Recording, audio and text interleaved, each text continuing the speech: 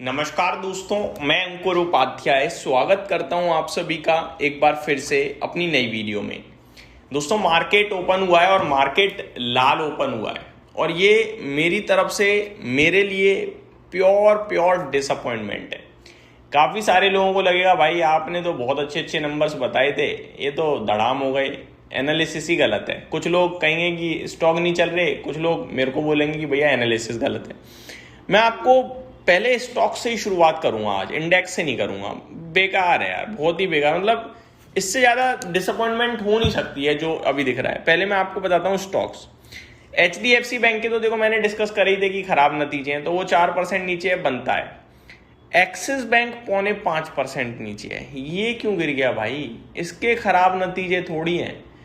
अब आपको मैं ये प्रूव करता हूं कि मैंने जो कहा था कि खराब नतीजे नहीं है वो सही था। शेयर नीचे क्यों गिर गया ये मेरे पास नहीं है भैया जवाब। ये कंट्रोलिंग नहीं है ना। मैंने एक शब्द यूज ये भी करा था कि नंबर्स अच्छे हैं और फिर भी नीचे चला गया तो हमारी किस्मत, बाजार की किस्मत और कंपनी की किस्मत। तो भैया यहां तो यही वाली लाइन ज्यादा शूट कर गई। एक्सिस बैंक पे ब्रोकरेज हाउसेस की रिपोर्ट पढ़ो। मेरा एनालिसिस गलत हो सकता है, ब्रोकरेजेस का तो नहीं हो सकता। वो तो दिन रात यही काम कर रहे हैं, उन पे तो आपको ट्रस्ट रहना चाहिए पूरा पूरा। एक एक ब्रोकरेज हाउस ने क्या कहा है पढ़िए, मैं आपको बताना चाहूंगा।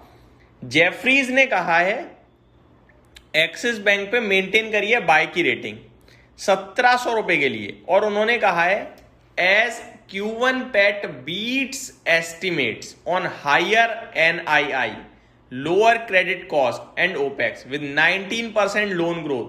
सिंपल बीट्स एस्टिमेट है पैट, ठीक है, अनुमान को बीट कराए। यही तो मैंने भी डिस्कस किया था। शेयर 4% नीचे। अच्छा, केवल जेफरीज नहीं है, केवल जेफरीज नहीं है, दूसरा बताता हूं। Bernstein maintain outperform rating with 1600 के लिए, और Q1 delivered strong corporate led balance sheet and NII growth. तो दमदार है भाई साहब। दो ब्रोकरेज हाउसेस की मैंने आपके साथ रिपोर्ट शेयर करी है। आगे मैं और भी देखना चाहूंगा, कोई और हो तो। एक और आइए दोस्तों, CLSA maintains outperform rating with 1550 टारगेट। Deposit growth has improve through a premium customer focused strategy. तो अलग अलग ब्रोकरेजेस अलग अलग चीज को स्ट्रॉन्ग बता रहे हैं, ओवरऑल नंबर स्ट्रॉन्ग थे, ठीक है। ये तो एक्सिस बैंक के ऊपर आपके लिए अपडेट हो गई। अगला स्टॉक जो गिर रहा है, वैसे तो एक कोटक की भी मैंने देखा था भैया, शुरुआत बहुत ही खराब हुई थी। अभी पता नहीं कहां पे ट्रेड कर रहा है कोटक, एक बार देखता हूं। अभी भी 3.25% नीचे ही है। कोटक के लिए मैं बताना चाहूंगा, जेफरीज ने कहा है Q1 PAT बीट्स एस्टिमेट, ठीक है जी। बर्स्टिन ने कहा है डिलीवर्ड स्टडी लोन ग्रोथ। इन्होंने स्टडी का है, इन्होंने ज्यादा स्ट्रॉन्ग नहीं बोला, लेकिन स्टडी का है। नेगेटिव तो कोई भी नहीं, और सबकी परफॉर्मेंस जो रेटिंग है वो पॉजिटिव है और ऊपर के लक्ष्य हैं। तो भाई फिर भी ये गिर गए, क्या खेल है, मतलब बिल्कुल ही बेकार। हाँ, नेगेटिव साइड पे जिनको डिस्कस किया था वो अपना काम पूरा कर रहे हैं। जैसे HDFC बैंक था, नेगेटिव पूरा कर रहा है। कच्चा तेल था, पूरा कर रहा है। तो मतलब आज जो निराशा हाथ लगी है ना, कसम से यार ये वाली निराशा उम्मीद नहीं करी थी, क्योंकि मतलब इतने ट्रिगर थे, इतने सारे और अच्छे थे, उसके बावजूद आप नहीं चल रहे हो यार। ये तो पूरी तरीके से मतलब बेकार। अब शुरू से शुरू करते हैं, एक करके सारी अपडेट शेयर करना चाहूंगा, लेकिन अपने व्यूअर्स से और इन शेयर्स के निवेशकों से यही कहूंगा, एक्सिस हो, कोटक हो, ICICI हो, रिलायंस हो, बेचना नहीं यार, अच्छे नंबर्स थे। और HDFC भी, जो खराब नतीजे मैंने भी बोले थे, स्टॉक भी नीचे है। अब इस भाव से HDFC भी नहीं बेचना है, याद रखिएगा। अच्छा, रिलायंस भी नहीं चला अपने अच्छे नंबर्स पे। ICICI बैंक अकेले कोशिश कर रहा है, वो भी चला नहीं 1% ऊपर। क्या बोलूं मैं, कोशिश ही बोलूंगा बस। मार्केट में निफ्टी खड़ा है अपने सपोर्ट पे 24,200 पे, 120 पॉइंट नीचे है। अगर 24,200 के ऊपर ही रहता है तो अच्छी बात है, 24,400 की बात करेंगे, वरना फिर 24,000 की बात करेंगे। मिड कैप स्मॉल कैप अच्छा कर रहे हैं, तो मैं ये कहूंगा शायद पोर्टफोलियो अच्छी होगी आपकी। 0.44% दोनों ऊपर है। मार्केट ब्रेथ 1670 शेयर पॉजिटिव है, 1250 नेगेटिव है, तो मार्केट ब्रेथ भी अच्छी है।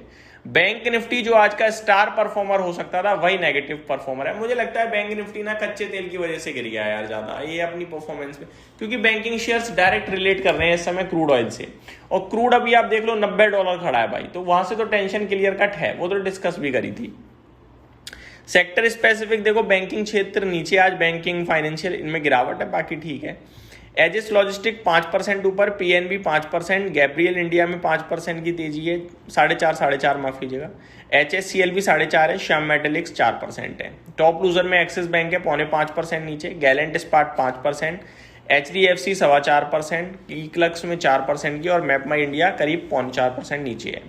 ICICI बैंक की बात करूं तो ये रिजल्ट्स के बाद अकेला शेयर है जो हिम्मत दिखा रहा है थोड़ी, 0.8% ऊपर।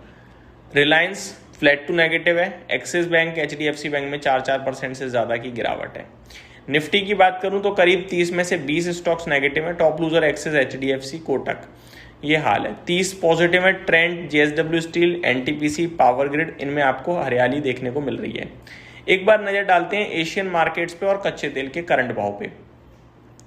कच्चा तेल इस समय भाई साहब $90 के ऊपर निकल गया है, 2.5% ऊपर, $90.22 बैरल्स पे भाव ट्रेड कर रहा है। एशियन मार्केट्स का हाल ठीक दिख रहा है, जहां पे जापान बंद है आज आई थिंक, तो आपके साथ मैं शेयर करना चाहूंगा। शंघाई 1% ऊपर है, हैंगसेंग की बात करें 2% ऊपर है, कॉस्पी 3.5% नीचे है ये अभी एक बार फिर से, ताइवान में 0.5% की तेजी है। तो ये ठीक है ज़्यादातर मार्केट्स अगर आप देखें एशिया के। तो ये मेरी तरफ से अपडेट थी, उम्मीद करता हूँ वीडियो पसंद आई होगी। Thank you so much for watching this video, have a great day guys.